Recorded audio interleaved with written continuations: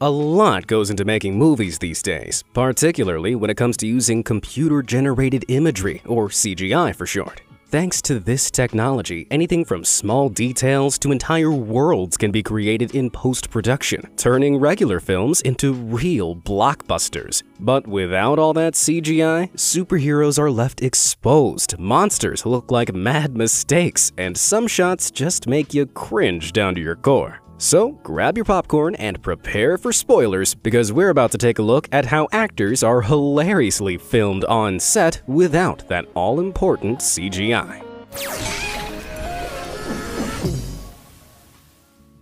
Hysterical Smaug. When the Hobbit trilogy was released as a prequel to the famous Lord of the Rings saga back in the 2010s, fans of the Middle-earth franchise were left thoroughly disappointed. It was described by critics as a long, boring mess. But stripping away the copious amounts of CGI reveals some entertaining footage hidden within it. One of the main roles in the series went to Benedict Cumberbatch, who voiced the gold-obsessed dragon Smaug.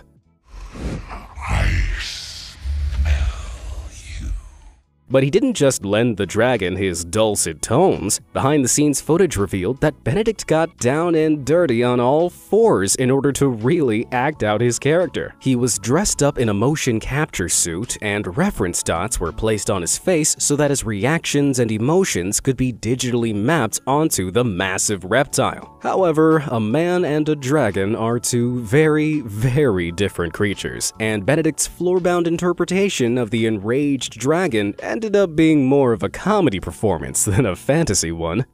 Sordid scheme! Fortunately, the final cut based on Benedict's movements and vocals does make Smaug feel like a very imposing character. Though I reckon if they edited in Benedict's floor-flopping, CGI-less performance, it would have gotten much better reviews. Dr. Seriously Strange.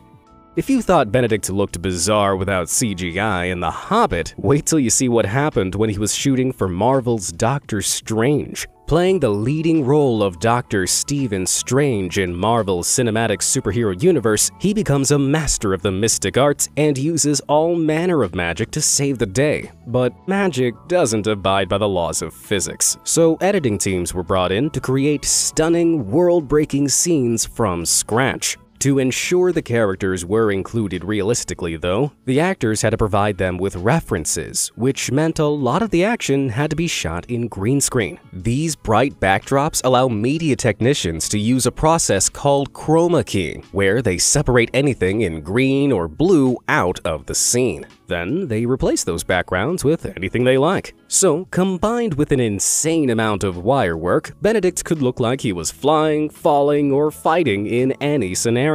Though he didn't always look so badass, as this shot of him running into some imaginary battle while hung hilariously on a treadmill shows. At some points, he even used little LEDs attached to strings and shields to emulate the magic he was wielding. Kinda looks like he was fending off the villains with a box of Christmas decorations, though it's still way more impressive than watching him flop around pretending to be a dragon. Now, I want to do a quick poll. Which did you think was funnier without CGI? Benedict's silly Smaug scene, or his super strange Doctor Strange shoot? For Smaug, flop your way over to that like button. And for Strange, throw some fairy lights at that subscribe button. May the best Benedict win. Alright, now where were we?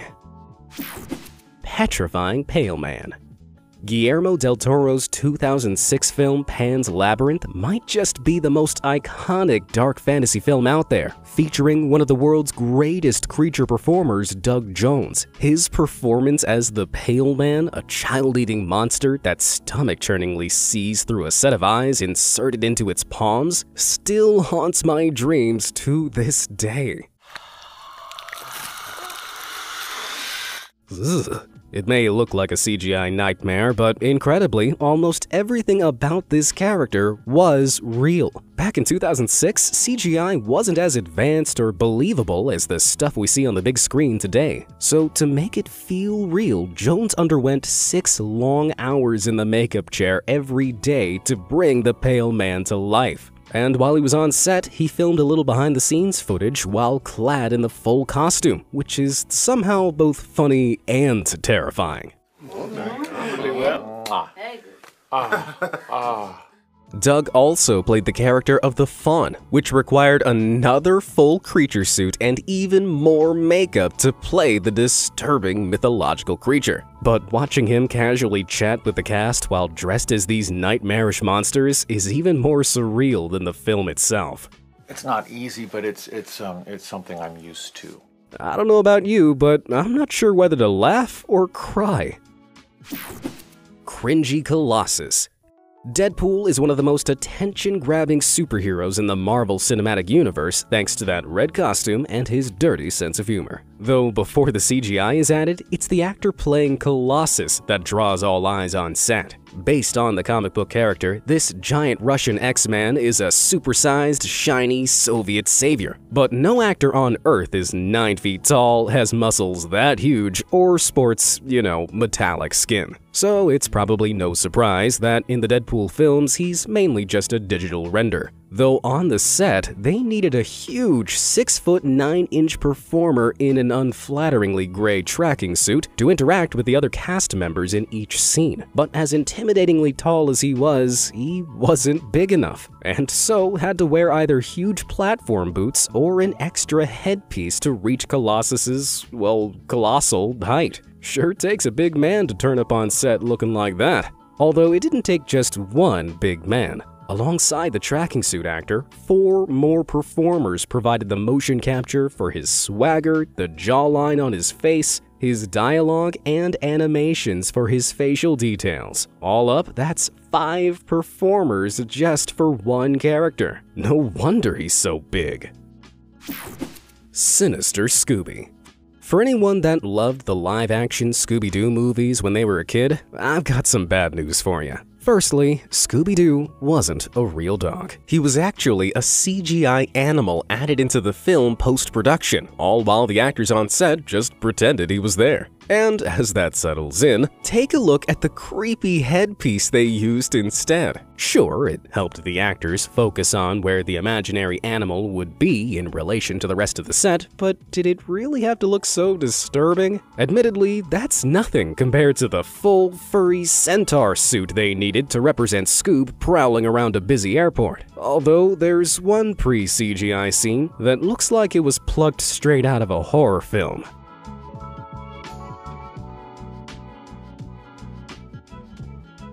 Yup, that green-masked marauder is actually Scooby pretending to be Grandma. But to make the dress and Scooby's hind-legged human performance look as believable as possible, they used an actor bumbling across the airport clad in that monstrous green screen mask. Though I'm not sure which looks worse, that mask or that dress.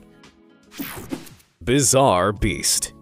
If you've seen Disney's live-action film Beauty and the Beast, you'll know it's a beautiful piece of cinema that stays true to the animated version it's based off. The thing is, even if you haven't seen it, you can probably tell that the Beast is a CGI creation, right? So how did actor Dan Stevens embody the movements, shape, and size of the Beast before all the visual effects were added? Turns out the figure of the near 7-foot fiend is based on Dan hilariously dressed up in a bulking gray onesie. To give Emma Watson, who played Belle, something accurately sized to work with, Dan had to perform the role while wearing this muscled tracking suit. It was bulked out to the rough shape and size of the Beast and weighed a whopping 40 pounds. To top it off, he also had to don a set of steel stilts or spring-loaded shoes to give the Beast a bit of spring in his step.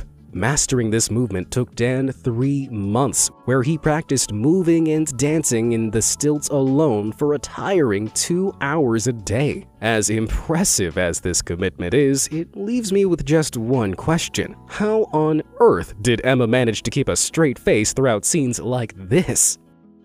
Now that is the sign of a true professional. Wacky Wolves.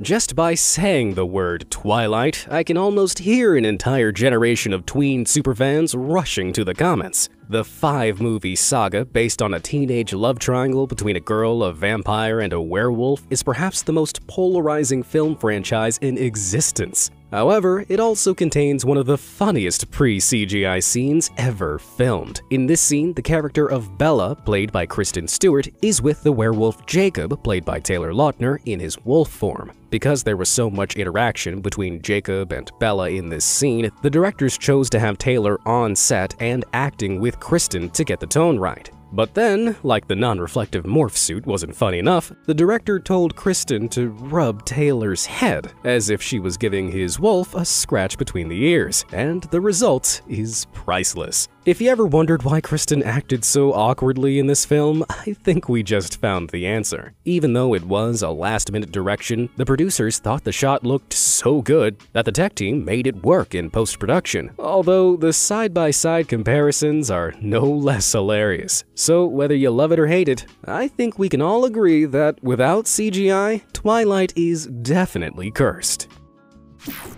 Super stand-ins.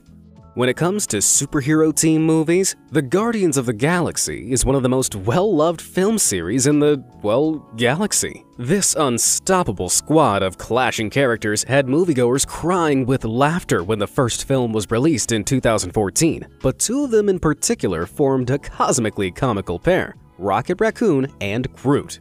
Don't drink fountain water, you idiot. That's disgusting. While they work together in the films as one super funny duo, things actually get funnier when you turn off the CGI that brings them to life. Groot, for example, is about 12 feet tall in the films. That means no human in the world is tall enough to play him. So, to give the other characters something of the same height to accurately look at and interact with, a guy in a blue bodysuit with a hysterically huge head prop was used instead. Like green screen suits, blue screen suits like this are also used for chroma keying. But because less light bounces back off the blue, it's better for filming scenes set in darker spaces. As technically impressive as this is, I can't help but think we should rename this character Bloot.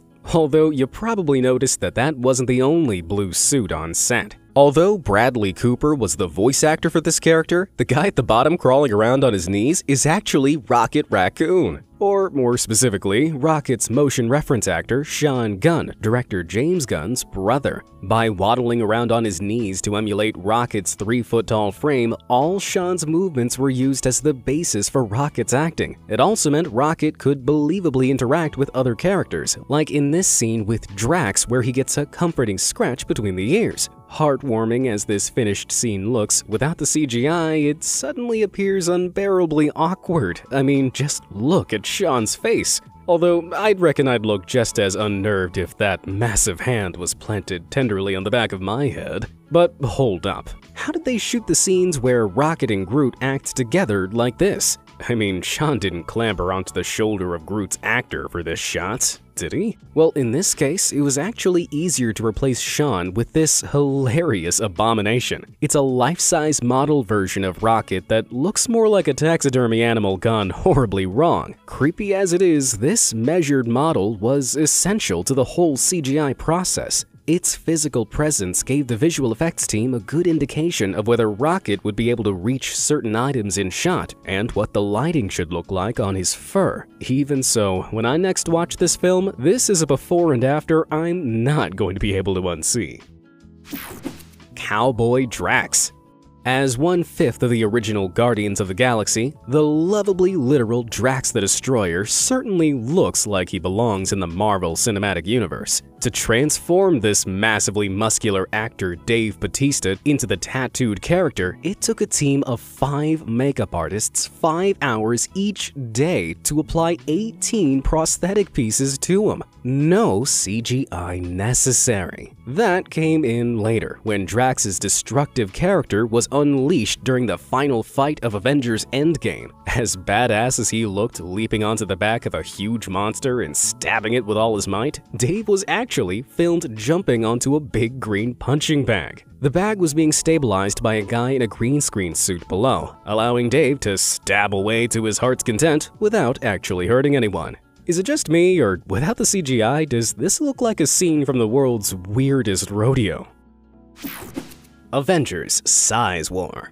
Marvel's ultimate supervillain Thanos goes by many names: the Dark Lord, the Mad Titan, the perpendicular grape in need of chapstick and a heart. While I really appreciate that last one, out of character, he only has one name, Josh Brolin. This actor was able to depict the crazy world-ending baddie thanks to huge leaps in CGI facial enhancement. Facial mapping like this required the use of two puppets calibrated from Josh's performance as a reference. The dots mapped certain sections of his face, allowing the effects team to capture Josh's nuanced emotions by tracking how much each dot moved and in which direction. This was then mapped onto a human model and then onto the Thanos model to accurately render every inch of Josh's performance. But as great as his face looked, Thanos was much larger than many of the other characters. This made interactive fight scenes, like this one at the end of Avengers Infinity War, much harder to act out, because Josh just wasn't as big as his purple counterpart. So in one shot, he donned a hysterical purple foam helmet in the shape of Thanos' head.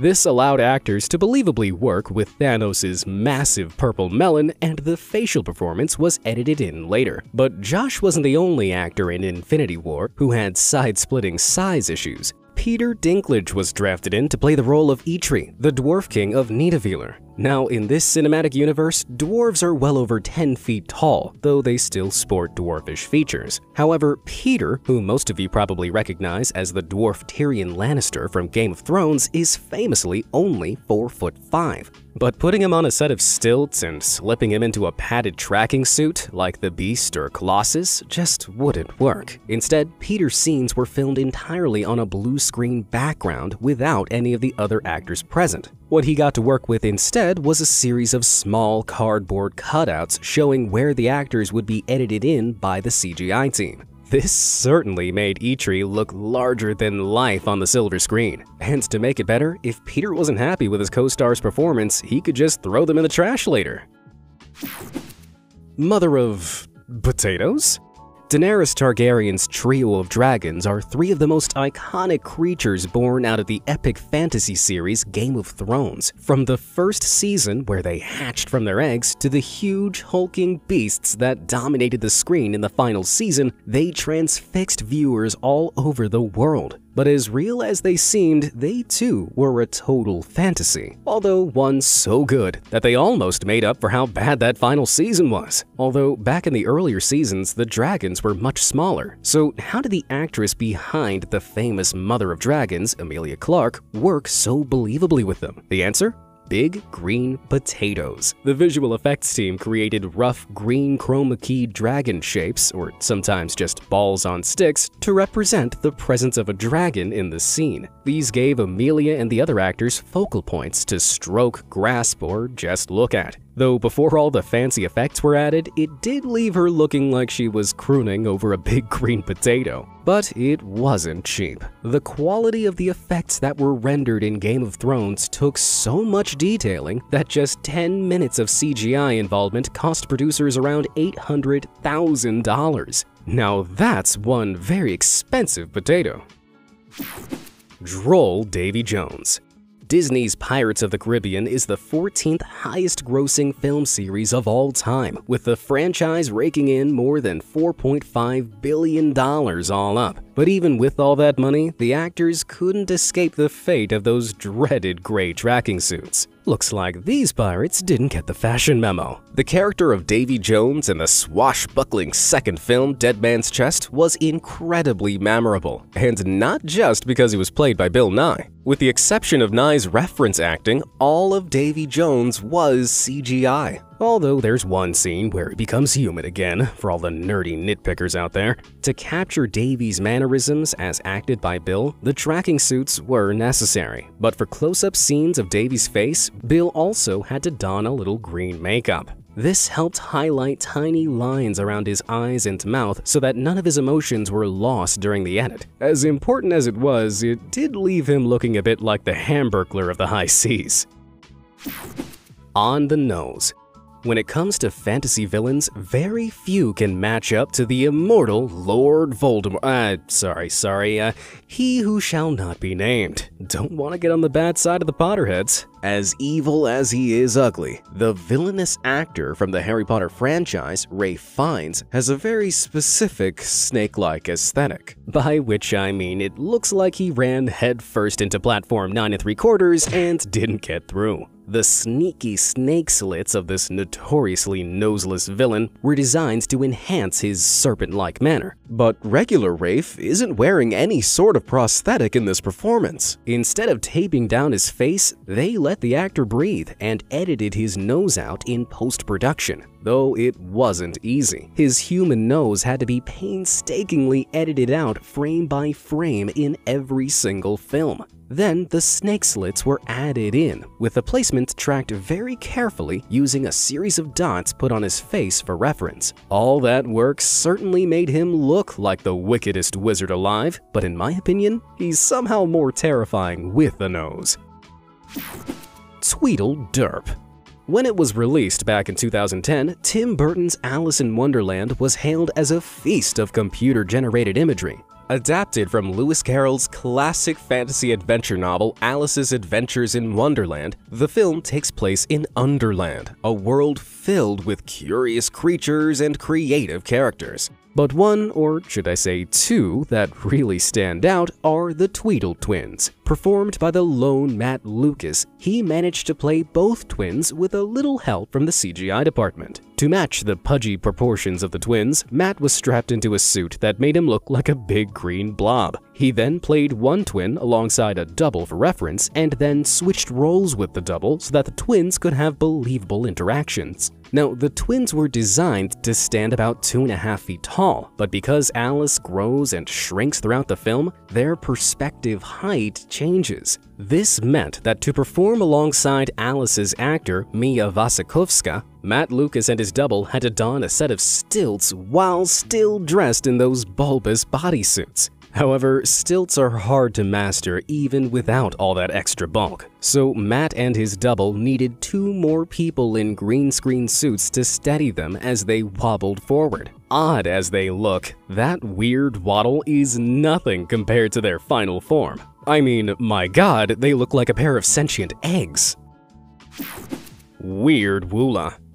No one will blame you if you don't remember or even know of Disney's attempt at the live-action space opera that was John Carter. Released back in 2012, the film was an utter flop thanks to a pretty terrible marketing campaign and a very vague title. It ultimately lost the company around $225 million, making it one of the biggest bombs in box office history. But as ambiguous as it was, its alien origins were definitely present in the character of Woola, a weird Martian dog hybrid. If you ask me, it looks a bit like a pit bull crossed with a sandwich made out of teeth. Acting as John's quick-legged companion, Woola frequently interacted with John, so it needed a physical presence while filming. But because Woola's size and shape was so unconventional, the effects department had to get creative. And that's where this hysterical monstrosity came in. Strapped on to puppeteering legend William Todd Jones, the hilarious head of Woola was often worn about his waist to keep the creature's height consistent. William wore a green screen suit underneath so that his body could be easily edited out in post-production. He also used a working Woola puppet head for scenes that required more detail and angles. The head was only used as a reference, but it really helped develop the creature's realistically doggish demeanor for the big screen, even if no one was watching. The Elephant in the Room. The live-action remake of Disney's Dumbo really made the famous flying elephant feel real. Although there's more to this sweet little pachyderm that meets the eye. Stripping away all the layers of CGI reveals Dumbo is actually played by several performers in green screen suits, like stuntman Paul Lowe here. Tumbling around on set like this gave the CGI department a reference to work off, which helped make the final CGI creature in this feature more believable. Though Dumbo doesn't just tumble about like some sort of a sentient washing machine, he's also realistically portrayed by a specialist creature performer called Ed Osman. Green screen suits with stilt-like arm extensions allowed Ed to move around the set on all fours just like a real baby elephant. These specialist suits were used when Dumbo's scenes required him to interact with the actors, something that's hard to get right without a reference. While one suit setup was quite basic for reference, others had a full-sized elephant head attached. One that was used in a bath scene was even made completely waterproof so that Ed could dunk his head under the water as Dumbo was being washed. I don't think I could convincingly act as an elephant on dry land, never mind being underwater for half a scene. Which of these reveals made you laugh out loud? Let me know down in the comments below, and thanks for watching.